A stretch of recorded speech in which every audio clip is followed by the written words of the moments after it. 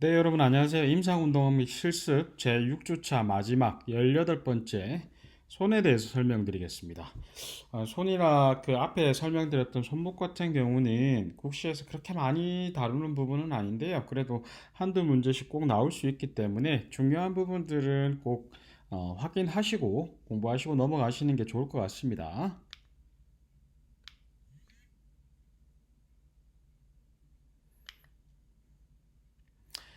네, 손의 구조와 기능에 대해 설명드리겠습니다. 먼저 설명에 앞서 여러분 연주 한 편 듣고 가실까요?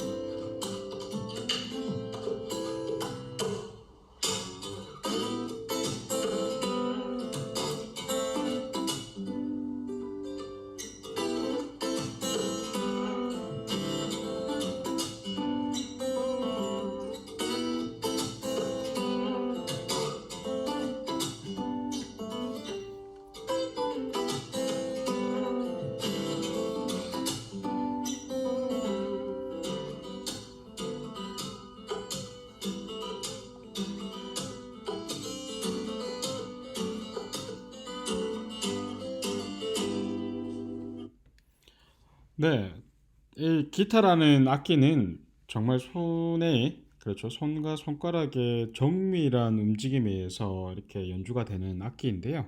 이렇듯이 손은 저희 몸에서 대부분의 여러분도 뭐 하루에 활동을 하시면서 손으로 할 수 있는 활동들이 정말 많다라는 걸 아실 수가 있습니다. 그리고 저희 몸에서 가장 정교한 부분이기도 하고요. 정교하게 움직이고 세심하게 움직인다. 이런 부분들을 하나씩 구조상으로는 어떻게 되어 있고 그 다음에 기능은 또 어떻게 나누어져 있는지 지금부터 설명드리도록 하겠습니다. 네, 호문클루누스 여러분 이 그림 혹시 보신 적 있으신가요? 그렇죠? 센소리얼 모터 그렇죠. 아니면 지금 신경해부 생리학 하시면서도 이 그림을 많이 보실 건데요. 어, 대뇌 펑션, 그러니까 대뇌 기능에 따라서 비율별로 이렇게 신체의 구조들을 표시한 게 호문클루너스입니다.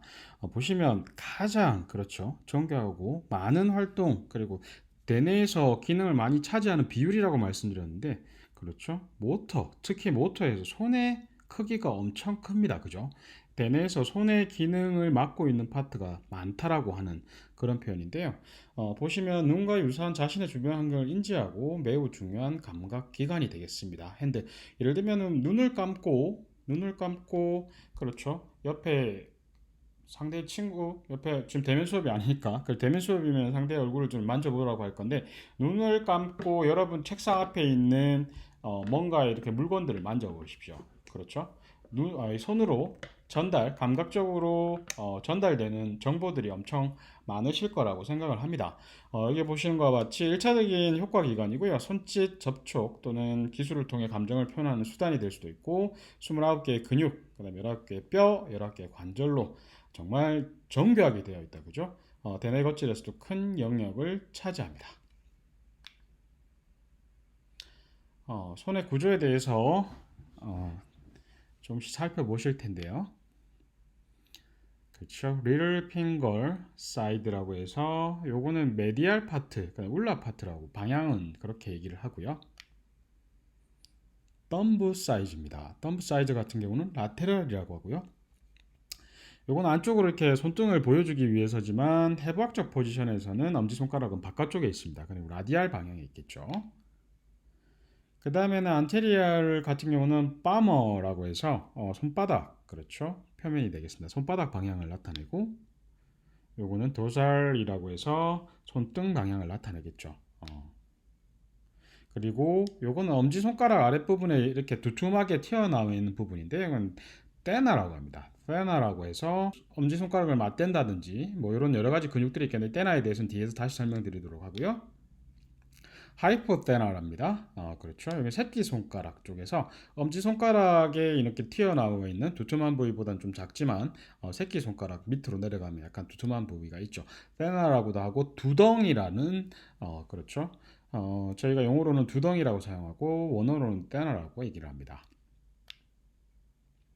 여기 보시면 테나에 대해 설명을 좀 드리면요. 제가 말씀드린 이쪽 포인트에서 나타나는 구조, 그렇죠. 구성되는 근육들은 이렇고 테나라고 하고 여기는 하이포테나라고 합니다. 보시면 그렇죠.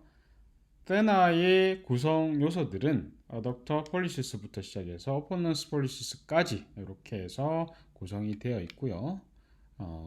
엄지 두덩 또는 옛날 말로는 모지구라고 합니다. 손바닥 중에서 가장 튀어나온 부위고요. 구성되는 근육들은 보시는 바와 같습니다. 제가 말씀드렸지만 앞에 약어를 따서 이렇게 외우시는 습관을 들이는 게 좋다고 말씀드렸고요. 네, 그 다음엔요. 하이포테나라고 해서 새끼 두덩이라고 합니다. 손바닥 중에서 새끼 손가락 밑에서 튀어나온 부위라고 하고요. 구성되는 근육들은 보시는 바와 같겠습니다. 요건 좀 재밌는 건데요. 보통 이 요리할 때 이 스테이크죠, 그죠? 스테이크 굽기 여러분들 이제 레스토랑 같은 데 가시면 스테이크 굽기가 어느 정도 이렇게 딱딱한가? 그다음에 이렇게 뭐 고기에 대한 굽기 정도를 보실 때 제가 이제 뭐 구웠을 때의 이런 푹신함 정도가 집게 손가락하고 엄지 손가락을 맞섰을 때 이 푹신한 느낌 한번 이렇게 눌러 보시죠. 그렇죠. 그런 느낌일 때가 레어고요. 그다음에 중지하고 이렇게 맞섰을 때는 그렇죠. 미디엄 레어입니다. 그 다음에 보시면 미디엄은 약지고요. 새끼손가락을 잡았을 때 가장 딱딱한 웰던이죠. 그죠? 웰던 형태의 고기 굽기 정도를 아실 수 있다는 거죠. 이 테나를 통해서. 그래서 뭐 이건 뭐 재밌는 부분인데요. 혹시 고기 혹시라도 여자친구를 아니면 남자친구한테 스테이크 구워줄 때 어느 정도 이렇게 구웠나를 판단하실 때 이 테나의 딱딱함 정도를 통해서 이렇게 아실 수 있는 방법도 있습니다. 테나를 좀 더 이해하시라고 제가 준비한 그림인데요. 참고가 되셨으면 좋겠네요. 그 다음에는 그렇죠. 아나토미컬 포지션에서 관절의 이름에 대해서 한번 알아보도록 하겠습니다. 이거는 CM 조인트고요. 그렇죠. 카팔하고 메타카팔에 대한 부분들이 되겠고, MCP 같은 경우는 메타카팔하고 팔랭지, 그렇죠. 손가락 관절이 시작되는 부분이고요. PIP, 이건 프록시말이고, DIP는 디스탈입니다. 네, 여러분 혹시 제가 손에 관련된 부분들 중에서 중요하게 강조했던 거 혹시 기억나시나요? 자유도 설명드리면서 첫 번째 손가락의 CM 조인트, 카포, 메타카팔 조인트에 대해서 설명을 드렸었는데요. 그 부분에 대해 설명드리기 전에 여러분 엄지손가락, 첫 번째 손가락의 플렉션과 익스텐션, 그 다음에 에비덕션과 어덕션에 대해서 한번 움직임을 영상을 잠깐 멈추셔도 좋고 제 설명을 들으시면서도 한번 그렇죠 만들어 보실 수 있나요? 움직임을 한번 만들어 보세요. 플렉션과 익스텐션, 어덕션과 에비덕션. 엄지손가락이 그렇죠. 손에 딱 달라붙는 상태는 무슨 상태다? 그렇죠. 어덕션입니다. 그 다음에 손바닥 쪽으로 아래로 내리시면 요거는 에비덕션입니다. 그 다음에 손바닥과 이렇게 겹치도록 만들면 플렉션이고요. 바깥쪽으로 하게 되면 익스텐션입니다. 네, 다들 해보셨나요? 그 영상에서 같이 영상을 보시면서 제가 다시 한번 여러분들 생각하는 움직임하고 같은지 한번 비교해 보시도록 할게요. 지금 모션은 먼저 손바닥 쪽으로는 플렉션입니다. 익스텐션이고요. 어덕션이고 에비덕션입니다. 그렇죠? 이 동작들은 오포지션입니다. 맞섬이라고 하는 오포지션 동작이 되겠고요. 이건 뒤에서 제가 다시 설명드리도록 하겠고, 그렇죠. 첫 번째 손가락의 CM 조인트, 그렇죠. 여기 큰 마른뼈의 큰 마른뼈와 첫 번째 손허리뼈가 결합하는 그렇죠. 관절이 되겠고, 요거에 대한 중요한 부분들은 제가 뒤에 설명드리겠지만, 새들 조인트, 자유도가 2인, 그렇죠. 새들 조인트, 안짱 관절이라고 했습니다. 안짱 관절의 특징은, 그렇죠. 컨벡스 컨케이브 면이 한 면에 공존한다. 같이 형성이 되어 있다라는 거죠. 지금 속에 보면, 컨벡스 면, 그렇죠. 컨케이브 면이 같이 있다. 그죠. 이런 형태로, 안짱 형태로 생겼다. 좀 더 구체적으로 설명드리면 그렇죠. CM 조인트 같은 첫 번째 CM 조인트 같은 경우는 2도의 자유조를 가졌는데요. 여기 보시면 그렇죠. 손가락이 벌림 그렇죠. 밑으로 내려 벌림일 때는 글라이딩과 롤링이 반대로 일어나는 걸 보실 수가 있습니다. 그렇죠. 벌림일 때는 그러면 어떤 면이 움직인 거죠? 그렇죠. 컨벡스한 면이 움직였기 때문에 구르기와 그렇죠. 미끄러짐 반대로 일어납니다. 그 다음에 그렇죠. 플렉션과 익스텐션일 때는 여기 보시는 것처럼 미끄러짐과 구르기가 같은 방향으로 일어난다. 그러면 굽힘과 벌림일 때는 어떤 면이 움직인 거죠? 네, 컨케이브한 면이 움직인 겁니다. 그렇죠. 요렇게 제가 처음 계속 강조드린 거는 그죠? 관절면 접촉하는 관절면에 움직이는 그 관절이 어떤 형태가 되어 있는지를 먼저 아시면 컨벡스 컨케이브에 대한 부분들 이해하시기가 편하실 거라고 말씀드렸습니다. 다음은 이 덤브의 그렇죠. 엄지손가락의 오포지션, 맞섬이라고 하는 동작인데요. 그렇죠? 맞섬의 동작은 여러 가지 동작들이 결합돼서 움직인다고 보시면 되겠습니다. 여기 보시면 그렇죠. 아까 전에 자유도 2기 때문에 얘는 어덕션과 에비덕션, 그 다음에 플렉션과 익스텐션이 일어나는데 요 맞섬 오포지션은 뭐지? 라고 말씀드리면 요 움직임들이 결합돼서 나타난다고 보시면 됩니다. 에비덕션하고 플렉션과 메디얼 로테이션 형태의 약간의 메디얼 로테이션 형태가 같이 일어난다 보시면 될 것 같고요. 첫 번째 이렇게 원래 있던 위치에 있는 부분들이 벌림과 코핑 안쪽 돌림이 같이 일어나면서 나머지 손가락들과 이렇게 맞선다, 같이 만난다. 그래서 오포지션은 맞섬이라고 합니다. 그렇죠? 여기 한번 보실게요. 덤브의 오포지션입니다. 이렇게.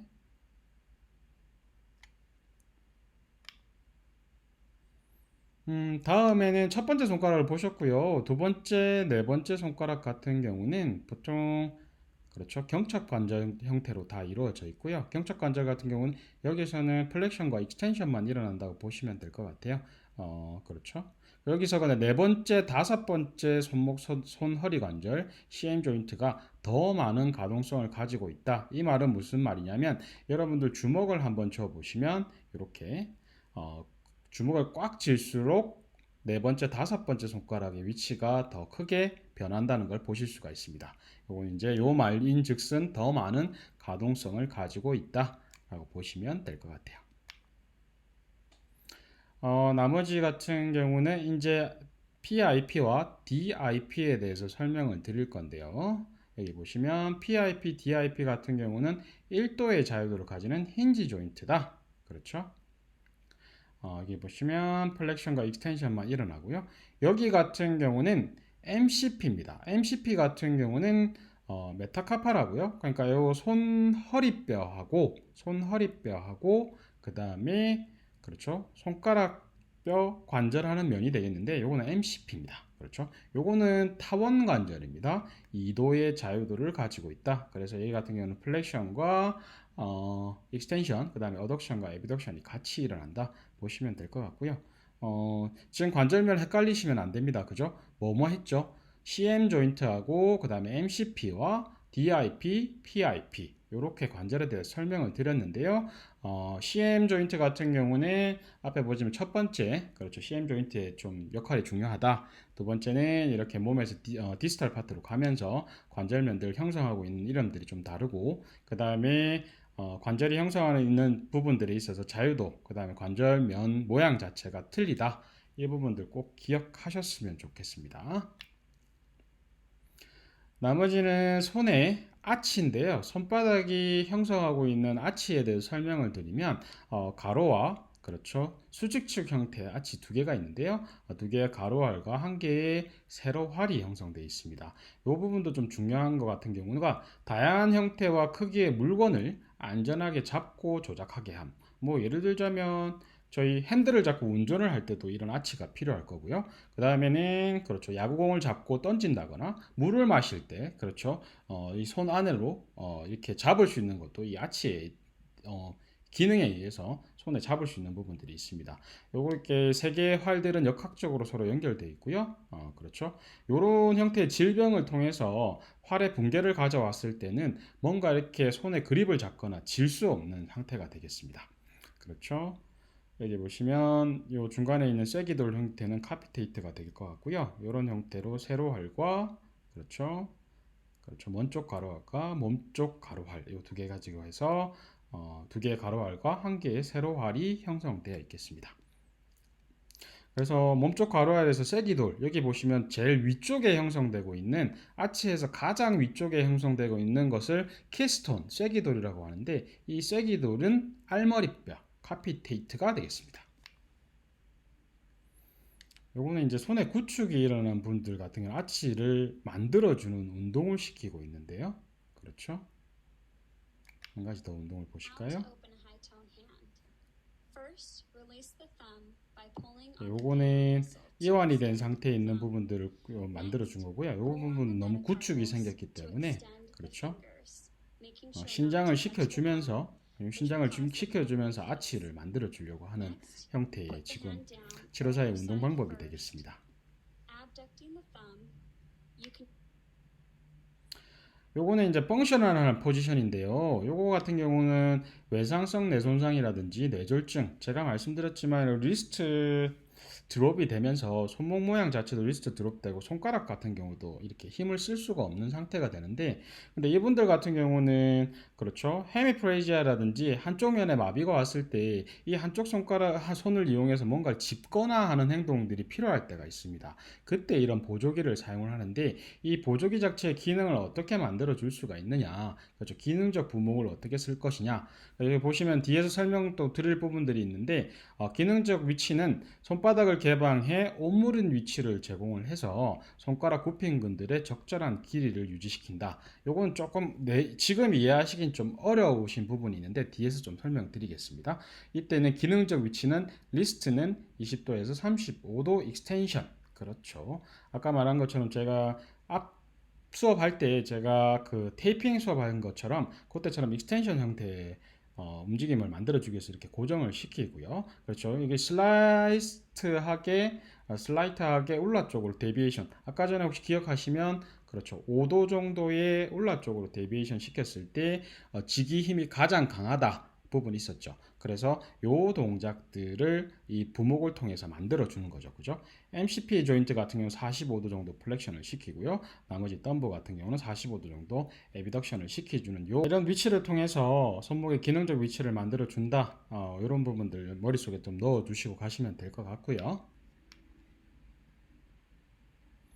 네, 여러분 다음은 손의 집기 또는 잡기 형태, 그립에 대한 형태를 보실 건데요. 크게 나눴을 때는 그렇죠. 강력한 잡기, 그 다음에 정밀한 잡기 이 두 가지로 나눌 수가 있겠습니다. 하나씩 살펴드리면 첫 번째 보시면 이렇게 망치를 짚는 것처럼 강력한 잡기, 저희가 야구공 같은 것을 던질 때 나도 이렇게 공 모양 잡기, 그 다음에 저희가 가방 들고 가죠, 그죠? 가방 형태로 갈고리식 잡기 형태가 그렇죠. 강력한 잡기 형태가 되겠고요. 나머지 정밀한 잡기 같은 경우는 좀 보시면은 계란 그렇죠.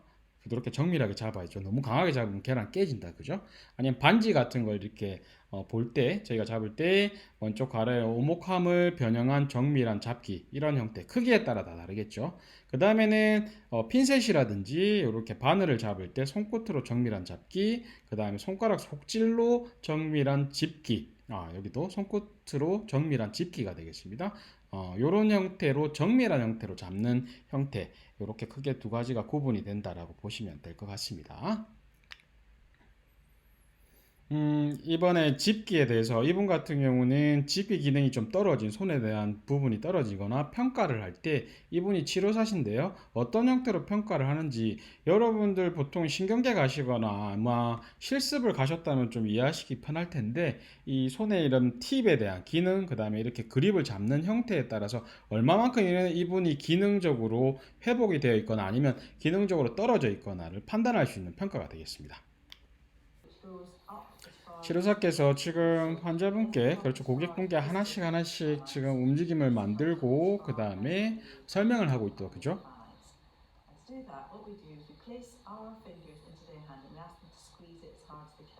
그렇죠. 강하게 쥐어보라고 말을 합니다. 첫 번째 강하게 쥐기였었습니다. 그죠? 그 다음에 후커 형태로, 그렇죠? 갈고리 잡기 형태로 걸어서 당겨보라고, 그렇죠, 주문을 하죠.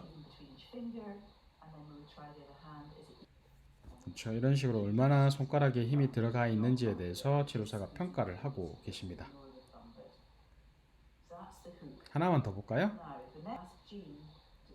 그렇죠. 저희가 열쇠를 짚는 것과 같이, 그렇죠, 열쇠 집기를 해보라고 합니다. 엄지손가락의 패드와 옆에 있는 집게손가락의 패드를 이용해서 짚어보라고 얘기합니다. 이렇게 다양한 지기에 대한 평가가 이분의 상태를 평가하기 위해서 많은, 그렇죠, 필요성이 있습니다. 그래서 이렇게 평가하는 모습을 보실 수가 있고요. 여기는 팁, 그렇죠, 끝에서 하나씩 잡을 수 있는지를 평가하는 모양이 되겠습니다.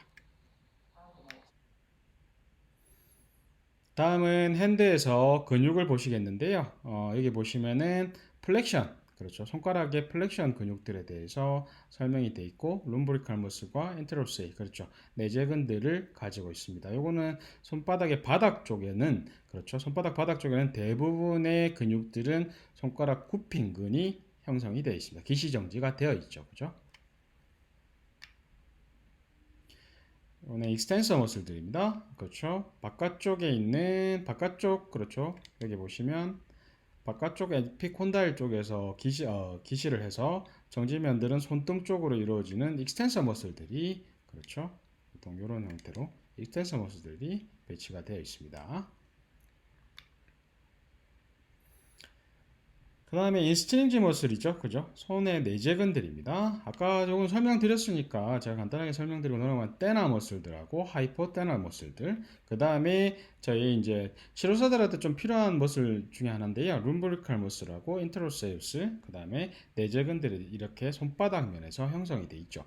보통 그래서 이 손목 관절 있죠. 여기 손목 관절을, 이 다관절 형태로 손목 관절을 지나서 바깥쪽으로 들어오는 것을 익스체인지 외재근이라고 하고요. 손목 관절 안에서, 그러니까 손바닥 안에서 이렇게 형성이 되어 있는 거를 인스트린지, 그 내재근이라고 보통 얘기를 합니다. 요거는 손바닥의 깊은, 요것도 인스트린지 머슬들이 되겠죠. 그렇죠.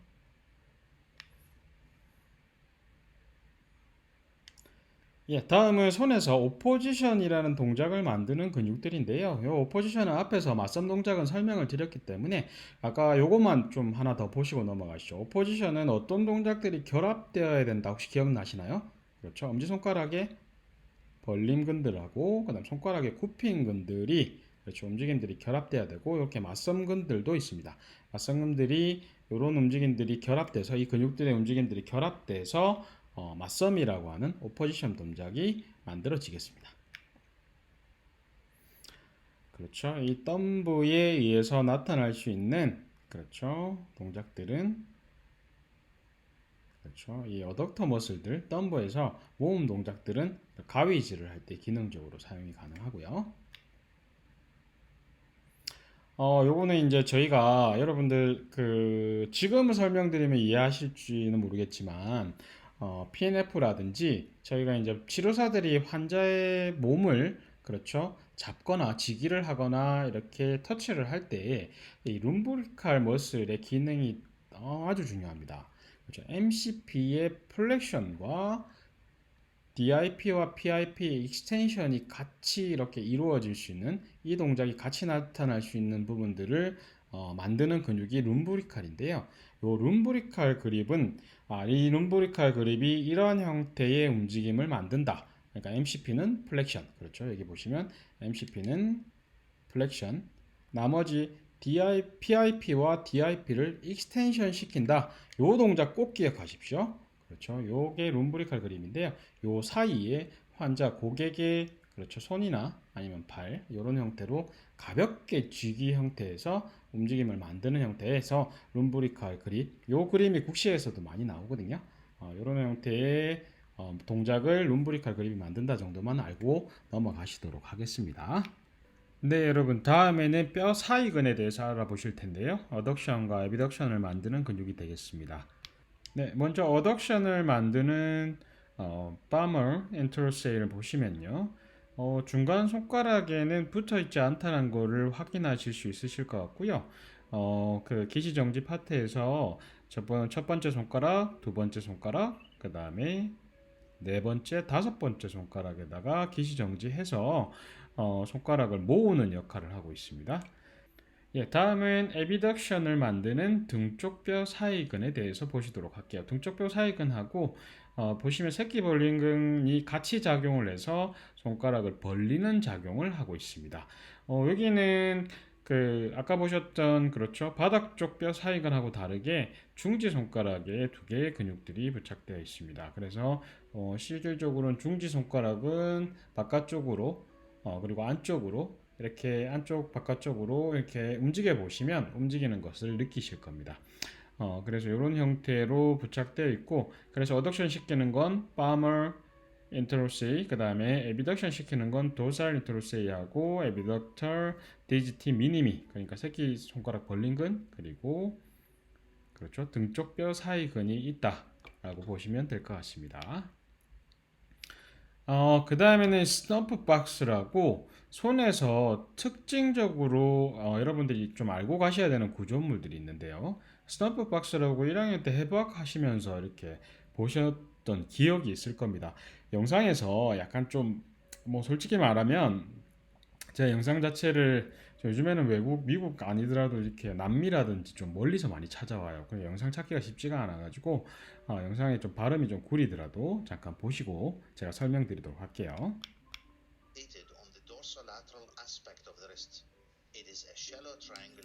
네, 여기가 코담배 값이라고 하는 스탬프 박스입니다.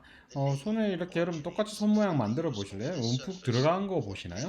유럽에서 예전에 이런 담배잎을 아까 움푹 파인 곳에서 올려서 코담배 형태로 담배를 폈다고 해서 스너프 박스 코담배 값이라고 하는데요.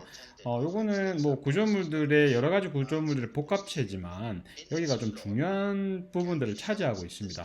위에서 나중에 설명을 드리겠지만 그렇죠.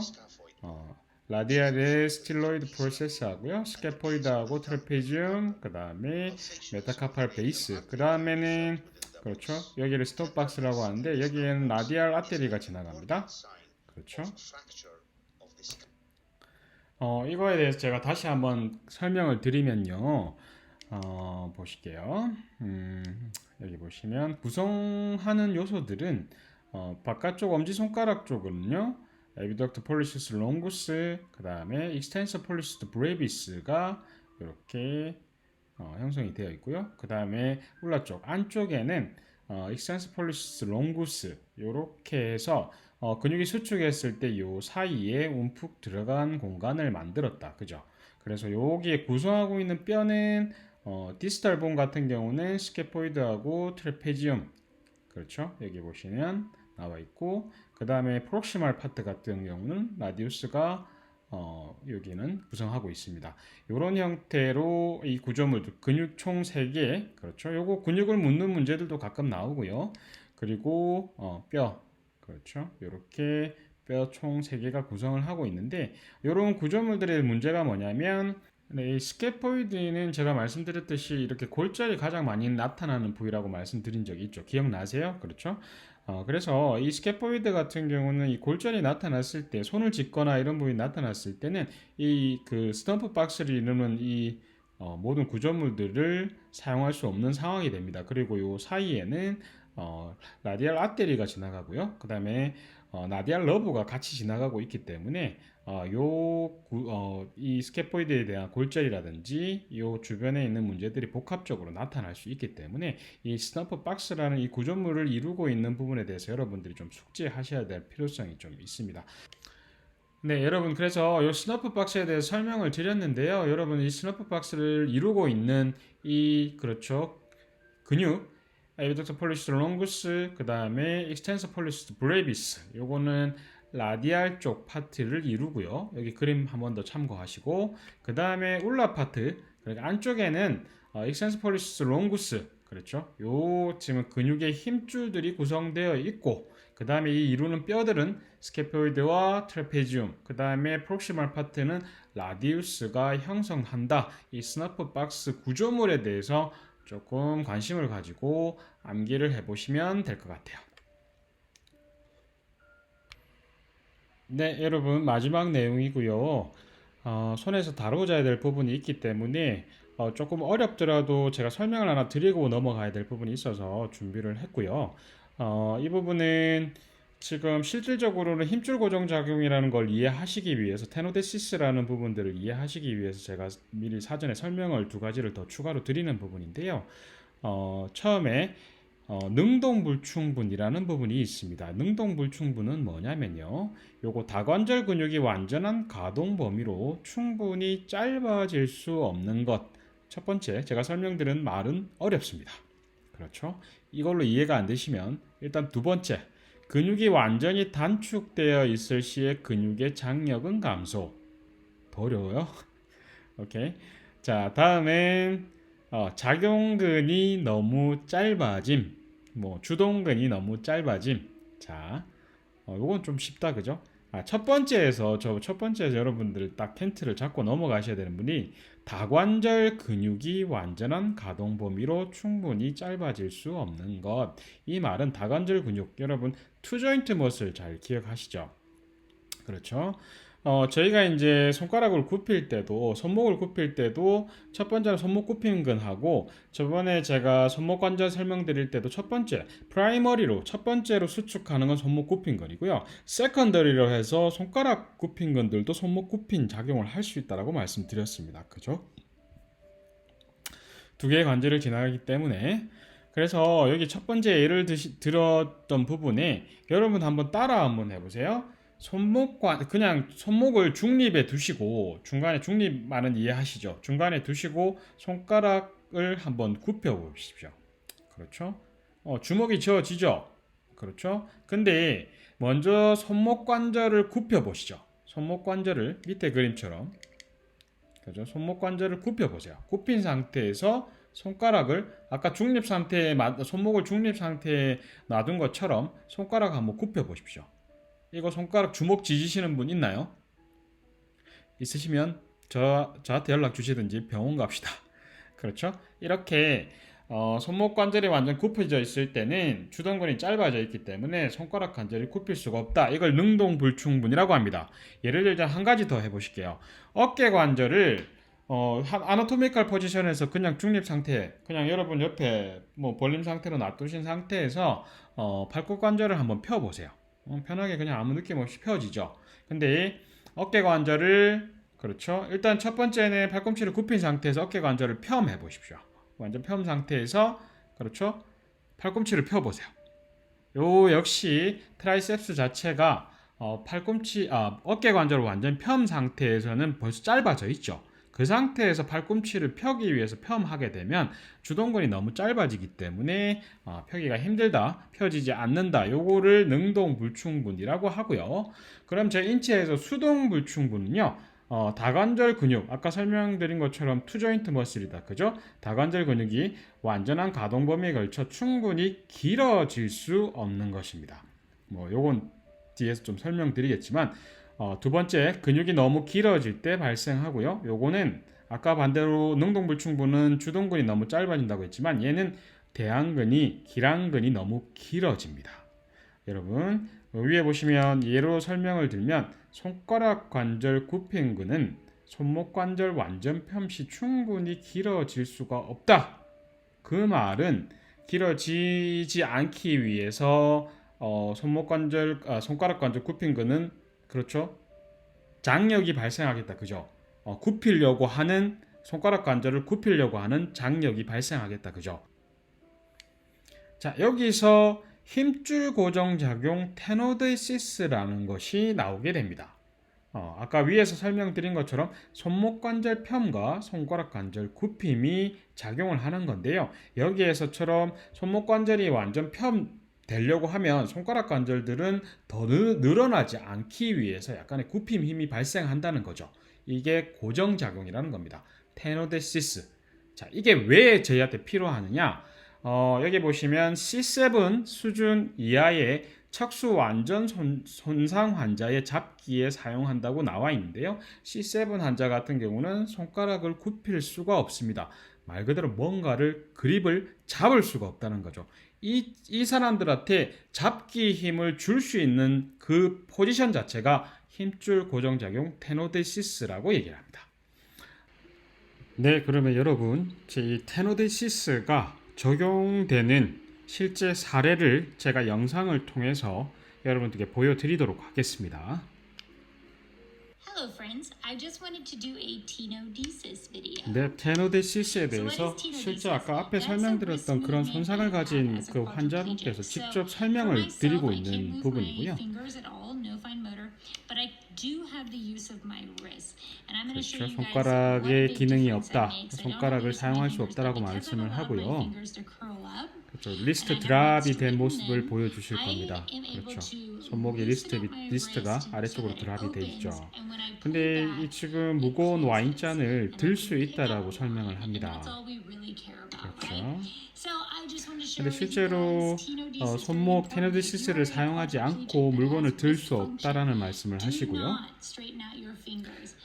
그렇죠. 핑거 기능이 사용될 수 없기 때문에 그렇죠. 이렇게 그랩을 해서 그러니까 그립을 잡고 저런 손가락 기능만 가지고는 사용할 수 없는데 더 무거운 와인잔은 그렇죠. 이 손목을 꺾은 손목을 편 상태에서 테노데시스의 작용에 의해서 물건을 들어올 수 있다라는 말씀을 하셨습니다. 지금 조금 테노데시스라는 부분들이 이해되시지 않겠지만 앞으로 뭐 다른 수업을 좀 하시고 그 다음에 앞에 제가 했던 내용들에 대한 동작들을 한번 만들어 보시면 이해하시기가 좀 편하실 거예요. 고생하셨습니다. 이번 주차 수업 들어주신다고도 많이 감사한 말씀 전하네요. 고생하셨습니다.